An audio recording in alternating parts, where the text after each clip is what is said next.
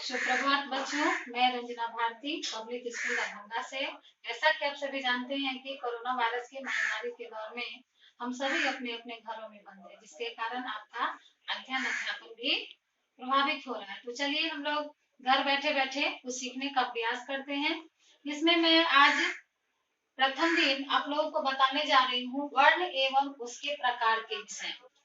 जिस प्रकार एक पेड़ का यदि जड़ मजबूत होता है तो वह पेड़ भी स्वस्थ होता है, विस्तृत होता है। ठीक उसी प्रकार यह वर्ण हिंदी व्याकरण में अत्यंत मायने रखता है। वर्ण पे जोर डालने से पहले हम चलते हैं थोड़ा सा हिंदी व्याकरण के बारे में समझ लेते हैं। हिंदी व्याकरण वह शास्त्र है जिसके माध्यम से हम हिंदी में या फिर किसी भी भाषा में शुद्ध शुद्ध पढ़ना, लिखना और बोलना सीखते हैं। यदि हिंदी व्याकरण न होता तो न हम सही सही बोल पाते, न सुन पाते और न ही लिख पाते।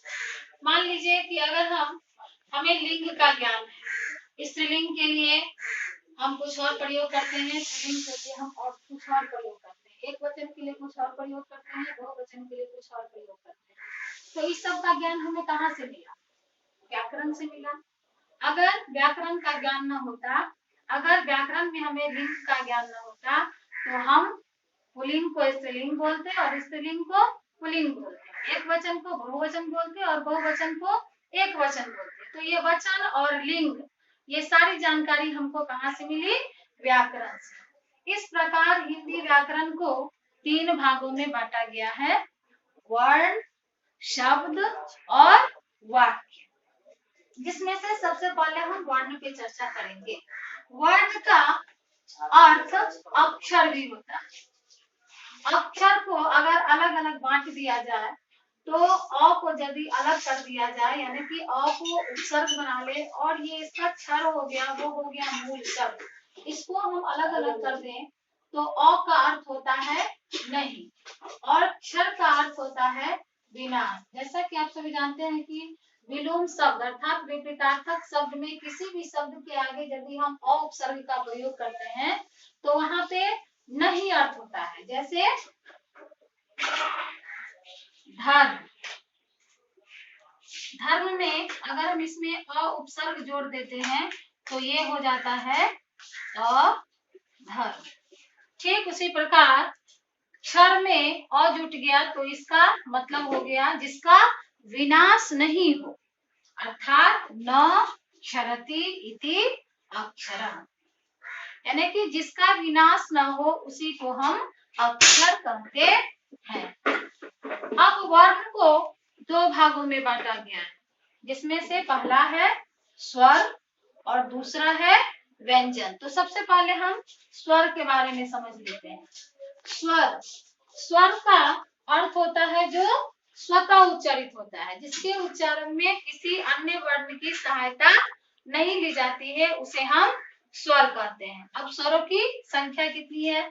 जैसे अ, आ, ह्रस्व ई, दीर्घ ई, हर्ष उ, दीर्घ उ, री, ए, ऐ, ओ, औ। इस प्रकार स्वरों की संख्या कितनी हो गई? 11। अब स्वर को 2 भागों में बांटा गया है, ह्रस्व स्वर और दीर्घ स्वर। ह्रस्व स्वर किसे कहते हैं? यहाँ पे ये प्रश्न बनता है। ह्रस्व स्वर जिसके उच्चारण में एक मात्रा का समय लगता है, अर्थात हम यूं कह सकते हैं कि जिसके उच्चारण में कम समय लगता है उसे हम ह्रस्व स्वर कहते हैं।